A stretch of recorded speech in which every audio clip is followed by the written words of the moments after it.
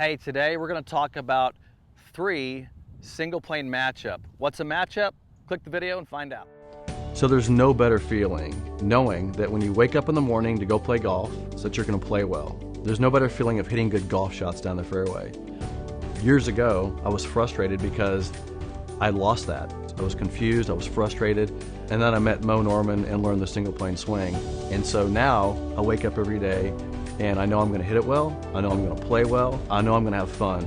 So my mission today is to help as many people as possible wake up every day feeling good that they're going to go out there and play great because of the single plane swing. Hey, welcome to the channel today. Listen, what's a matchup?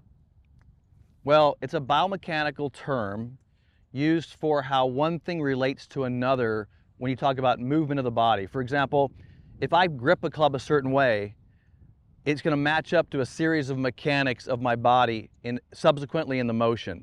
So if I had my foot, for example, and we talked about this in a previous video, if I had my foot in a certain position, it's going to allow for pelvis to rotate. If I have my foot in a different position, it only allows so much more rotation. So the position of your body matches up with motion. It really works inside this framework of limitations. You can put your body in positions, which you know how I teach, where I'm trying to limit your movement.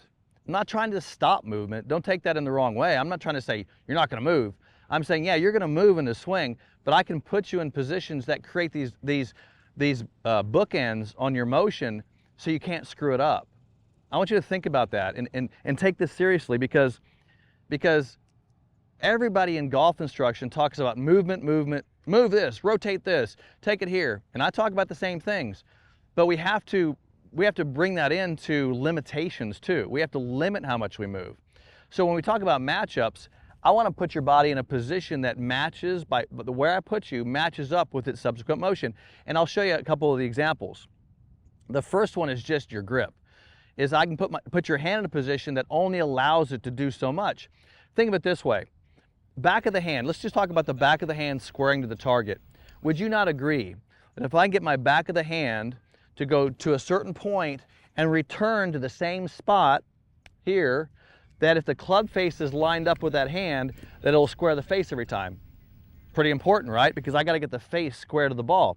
So in other words, if I can take this back of this hand, line it up with my arm, take the club back, bring it right back down, and when I hit this position, the face is square again, it's going to make the ball go straight. Really, and I just kind of gave you one of my swing thoughts. That's very important to me. But notice there's no way to accomplish that without the tilt of my body.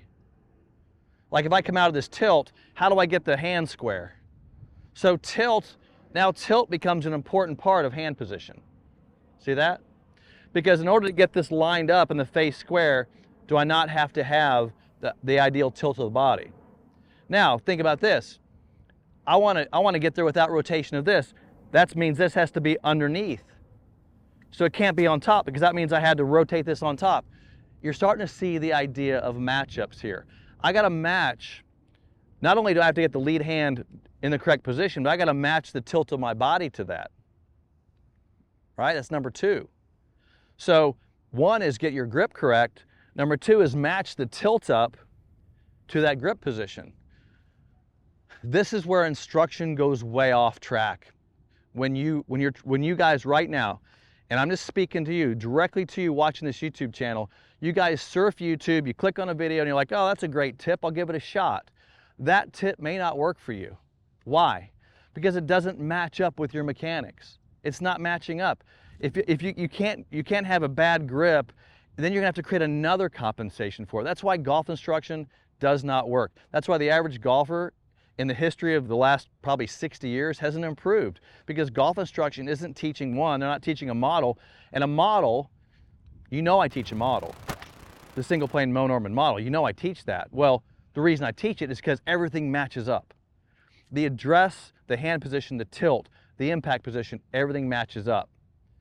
So if your instructor, whoever you're working with, if it's not us, if it's somebody else, ask them. Just go up there and ask them, go, hey, show me why I grip it like that. Show me why. Why do I want the hand like that? How's it help me get to impact? And if they don't show you how it matches up with all your mechanics, they don't really know what they're talking about. Second thing I want to talk about, we can talk about lower body matchups. One of the things that we teach that's different than everybody else teaches is we like the feet to be on the ground through impact. So in other words, when I get to impact, I want that foot on the ground and this foot on the ground. Now you can roll it, but I don't want you lifting it. Why? It's a matchup. It's matching my pelvis position. If I turn this way and I show you, if I lift my pelvis, do you see my foot lifts?